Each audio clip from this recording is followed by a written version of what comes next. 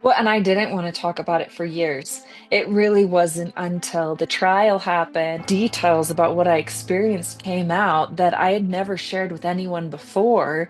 And I remember just sitting there feeling like these details were coming out like bullet points, like how I felt about it wasn't taken into account. All of these facts are going to be out there, then I'm going to give it some context and I'm going to make sure it serves a purpose just greater than myself. Greater than herself, Elizabeth Smart taking charge of the worst thing that has ever happened to her: kidnapped, raped, abused, speaking out against these horrific crimes, giving a voice to the voiceless. Right now on MOMCAST.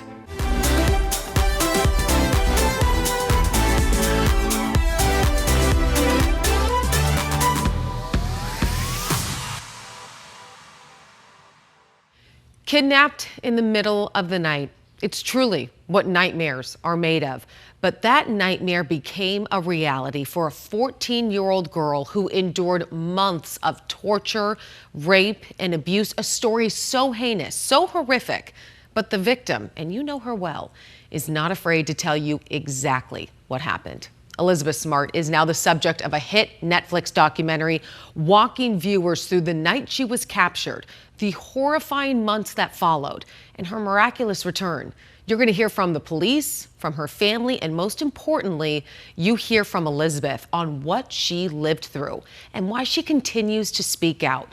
I got the chance to sit down with Elizabeth Smart. Here's my interview with Elizabeth on MOMCAST. The documentary is out. It is, top five, top two on Netflix. What were your takeaways when you first saw it and you saw how it was all put together and the story that it was telling? What'd you think? When I first saw it, I felt so fortunate that I come from the family that I come from, felt so fortunate that the community was as invested in finding me as they were. I was so grateful that um, the producers who made the documentary were as sensitive as they were, and they wanted to tell kind of all angles of the story. So I really appreciated that. And then, of course, it's nerve-wracking because you're opening yourself up, you're being really vulnerable, and you don't always know how people are going to respond, and you don't always know if the project's going to succeed, if it's going to do well, if you're going to be criticized for it. I mean, there's a lot of there's a lot of emotions. I bet. I bet. And then just having to sit there and talk about it because you, at some point in your life and in how things have gone, you've decided to really talk about it. Do you remember the moment or what age you even were where you were like, listen, I could go throughout my life and I could be really happy, married, I have kids, and we can just never talk about this again. Do you remember a moment where you were like, I've got to open up. I have to tell what happened to me. And I have to really tell the honest truth of what happened to me. Because sometimes victims and survivors, they almost want to glaze over because it's just so difficult to go back. I mean, Elizabeth, the worst of the worst things happened to you. So it would be so not just okay, but I mean, people would support you in not wanting to talk about it again. Well, and I didn't want to talk about it for years. It really wasn't until the trial happened and I had to testify, and all of these details about what I experienced came out that I had never shared with anyone before. And I remember just sitting there feeling like that these details were coming out like bullet points, and there was really no context given, and there was really like how I felt about it wasn't taken into account Yeah. because it was a trial. And so I remember just after the trial was done thinking, if all of these facts are going to be out there, then I'm going to give it some context and I'm going to make sure it serves a purpose just greater than myself, because I had already dealt with shame and embarrassment around all the sexual abuse that I experienced. I'd dealt with people asking me questions like, why didn't you run? Why didn't you scream? Why didn't you? And that had then made me feel like I was being blamed for not being rescued sooner. It made me feel like, oh, you should have done more. You should have, even though I knew I did everything I could to survive, I still couldn't help but feel that way. And then I also, I mean, just re-entry, that was a whole beast in and of itself. And so I had all of these feelings. And over the years, I had people coming up to me and sharing their experiences with me. And I realized I wasn't as alone as I had thought I was. And I realized that so many of these other victims, survivors struggled with the exact same things that I had struggled with. And I just felt like I'm going to keep on sharing my story. I feel like sexual violence is such a an isolating experience. It can make you feel so alone. Nobody else could understand what you went through. And I want other survivors to know they're not alone. I don't want them to feel like this is a topic that no one's talking about or that nobody cares about. And I want them to know there's still hope, that there is a way forward and you could still have a happy, wonderful life. Here's what's so unfair about all of that is when you look at the statistics, so many women and men are victims of sexual abuse. I mean, the numbers are staggering. How many people go through this? But the shame trumps so much of it, where you feel like you can't talk about it. And if you're taught or not taught, not taught, Right. what sex is, but you're not taught what sexual violence is, you're not taught what consent is, it's all the same thing. It's all the same thing. And then again, like if you're taught sort of what is the right purity culture, like you need to be a virgin, you need to be clean, like wait for your husband, which teach their own, teach their own. Like, I'm not here to say that's wrong or right, but like, if you're going into this so naive and you're raped and you're thinking, well, great, I'm not a virgin anymore. Nobody's going to love me. Nobody's going to want me. I'm damaged goods. I mean, that can just be absolutely devastating. So I feel like there's a huge gap where if you're going to, whatever you're going to teach about sex and intimacy, like whatever it is, fine. But if you're having those conversations, you also need to have the conversations around sexual violence. You need to have the conversation around what is consent. MOMCAST with Elizabeth Smart continues after this break. MOMCAST is sponsored by Moxie Pest Control, protecting what matters most.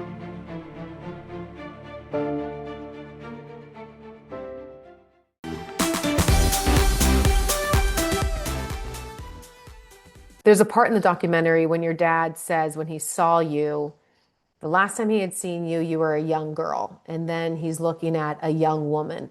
That broke my heart a little bit. And I know that, maybe he didn't mean it this way, but maybe I just took it this way. You were forced to go through so much against your will that really did change you.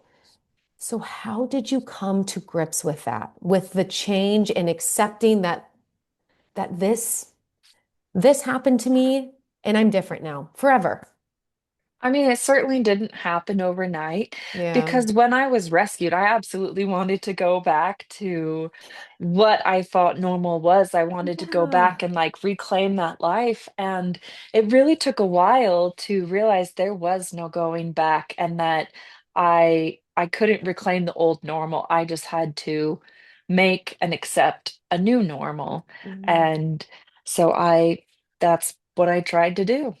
How did you know how to do that? Was it really like a lot of awkward, clunky conversations with your parents? Was it prayer? Like, what was it that helped you?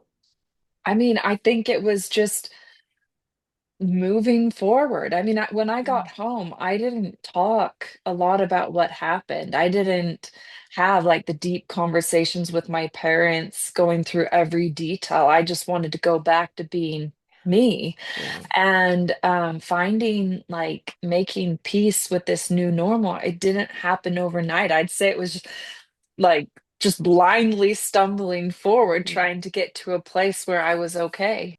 Do you remember a time where you had a conversation where you felt like you had a bit of a breakthrough in moving forward? Was there a time where you just feel like, okay, I'm getting back to myself a little bit? Well, one of those moments was honestly the next day after I was rescued. And um I, it was a turning point because it gave me things to think about. And it's when my mom said, you're never going to get back everything that's been taken from you. Mm. They've taken 9 months. You'll never get that back. But the best punishment you could give them is to be happy and live your life. And at the time, I was like, well, yeah, I'm back. Like, why would I think about the past? Like, I want to do all the things that I want to do right now. But like, I've had so many years to think about that advice and what it means. And sometimes I was like, in my mind, I was like, is she trying to say like shove all the bad things under a rug?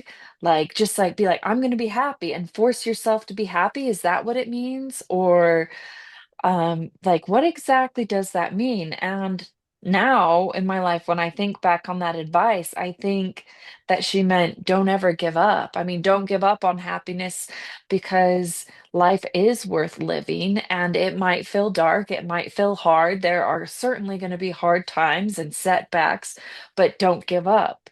Like keep reaching for happiness, keep reaching for your best life. And I think looking back, I think that's what she meant. And starting with that choice to not give up, starting with that choice to pursue happiness, I think is the first step.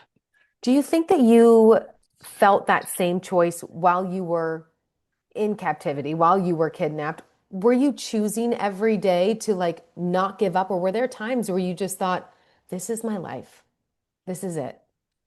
Both. I Yeah. definitely say both. I mean, there were times when I was like, okay, I'm going to do whatever it takes. I'm going to do whatever it takes. But then there would be other times where I felt like I had hit just rock bottom, that nothing worse, nothing else could happen to me. And I remember just thinking, yeah, like dying would be easier than trying to keep going, but somehow I'd make it through that day and then I'd be like, okay, I'm gonna keep going. I'm gonna keep going. Like I'm not gonna give up.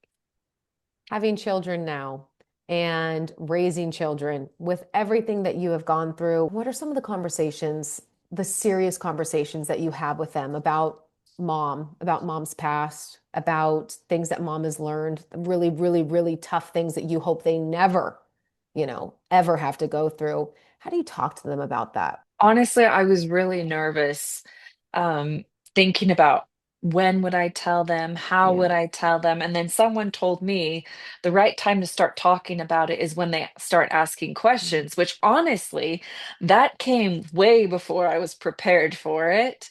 Um, but my oldest daughter, I think she was like 3 or 4 at the time, Mm. and I was actually getting ready to go to a parole hearing, and she was asking me, "Well, where are you going? Why are you going? I don't want you to go. Why do you have to go?" And I remember just being like, "Oh my gosh, I don't know, I don't even know how to answer." And so I was like, Yeah. "Well, there's some bad people in this world who want to hurt other people, and Mm. I'm going to try to make sure that they don't get out of prison." And she's like, "Well, who did they hurt?" And I was like, "Ah." But I mean, she was just so inquisitive and Mm. just so innocent. I tried to uh tell her in like I don't know if the word smallest way Mm. is the right word, but Yeah. I tried to tell her without going into detail because I definitely didn't want to scare her or make her think that because it happened to me, it's going to happen to her. But then I will say because we opened that door so young, um, I would say the conversation grew with her as she Mm. grew up and then of course the other kids were there and so that they ended up being included in the conversation as my oldest got older and we continue talking about it. And I'd also say because of my experience, I mean, not only does it make me a little bit crazy when it comes to their safety and Mm. well-being, Yeah. but it's also just made me very aware that, I want all my children to understand what consent is. I want them to know they have the right to protect themselves in any way that they need to. And even if they get in trouble, like if they get in trouble at school for defending themselves, I will go there and I will back them up Yeah. because nobody has the right to touch them.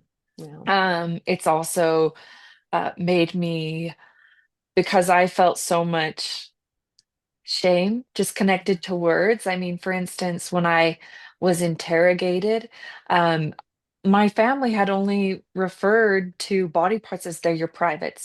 MOMCAST with Elizabeth Smart continues after this break. MOMCAST is sponsored by Moxie Pest Control, protecting what matters most.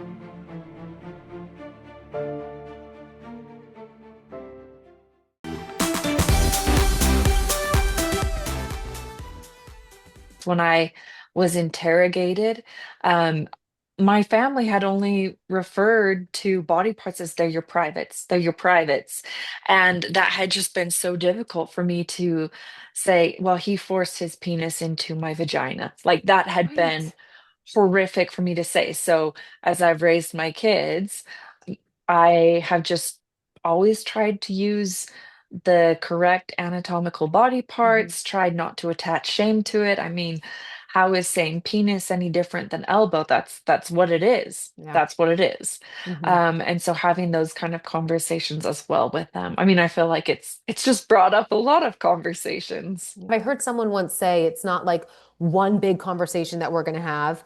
It's just a series of small conversations that we keep talking to our kids when it comes to sex, when it comes to abuse, things like that. You're absolutely right. They shouldn't just be one and done, one big one, and think you've covered all the bases. I want all my kids to feel like they can come to me and talk to me about anything they need to, anything that they're curious about. I would much rather have them talk to me about that than their friends or the internet because then you have no control and you don't know what else is going to come up. You just released a book called Detours in December.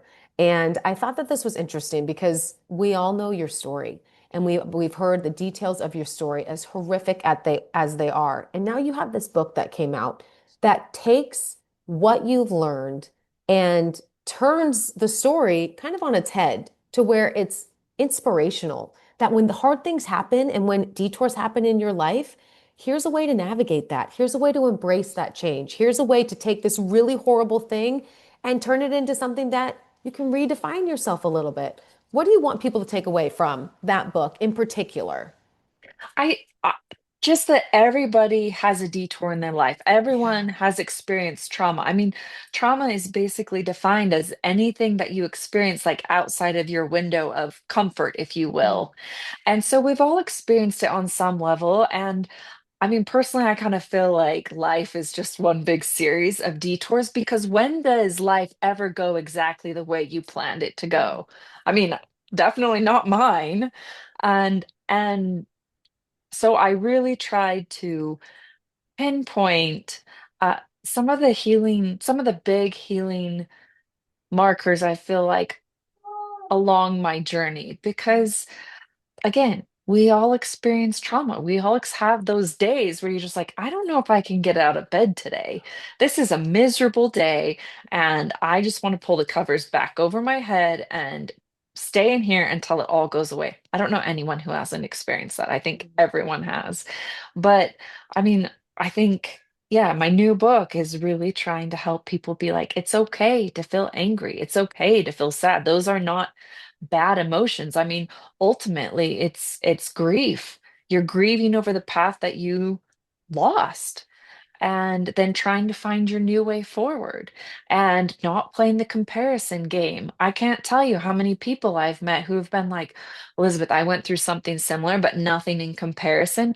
That doesn't do anyone any good. That just puts like, I should be better. I shouldn't look at her. She seems like she's perfectly fine. Like, why am I not fine? Comparison just kills joy, it kills progress, it kills happiness. We shouldn't compare. And then I mean finding your people, finding your connection, finding your support, not giving up on that, finding your friends, because unfortunately, if we take the example of abuse, most abuse that happens comes from either family or someone that you know. And I feel like in particular when it comes from family, that makes them not family anymore because family are the people who should be protecting you. And honestly, like that level of betrayal is unfathomable to me because I look back on my own healing and I think, wow, I would not be who I am today if I didn't have the family that I have. When this happened to you, even coming out of it, Elizabeth, unfortunately, you had a level of fame. You became a celebrity in a weird way, right? That was probably one of the biggest things adjusting to, just having people recognize me everywhere I went, having people share their personal stories with me. Honestly, it was shocking and even at times overwhelming. Just always kind of wondering if people like you for you, like me for me, or I like sometimes I'd go down in my mind, I'd be like, well, it wouldn't make sense for them to like me because they think I'm somebody, because what does that actually bring them? Well, nothing. But then I eventually got to the point where I was like, if someone initially wants to meet me because they think I'm like special or Elizabeth Smart, um, they just need to get to know me better, because then they'll realize like I'm a normal person. I do my laundry, I do my dishes. It's never ending. There's always something to do. I mean, growing up very religious, your relationship with God during the time of the kidnapping and then after, because I can't imagine how, honestly, it's sometimes probably mad you would have been. Like, really? There were people a mile away and you couldn't have given someone a prompting? Really? You couldn't? Do you know what I'm saying? Like, were there ever times where you had to kind of figure out that relationship with him? Because I'm sure there were many nights when you were just pleading for him to help. I always found it much more comforting to believe that he was aware of me, that he was a loving God, that I wasn't completely abandoned, and um, yeah, that he cared about me. That was so much more comforting than to think that he didn't care, or he wasn't watching, or he allowed this to happen. I feel like I just got to a point where I was like, bad things happen all the time. That's I was like, that's why we're here, is to see what decisions we're going to make. And obviously, my captors made some terrible decisions. And so that was really more of a comfort than anything else. Kidnapped Elizabeth Smart is available to stream right now on Netflix. You can also find Elizabeth's new book, Detours: Hope and Growth After Life's Hardest Turns, on Amazon. For MomCast, I'm Emma Jade. We'll see you next week. MOMCAST is sponsored by Moxie Pest Control, protecting what matters most.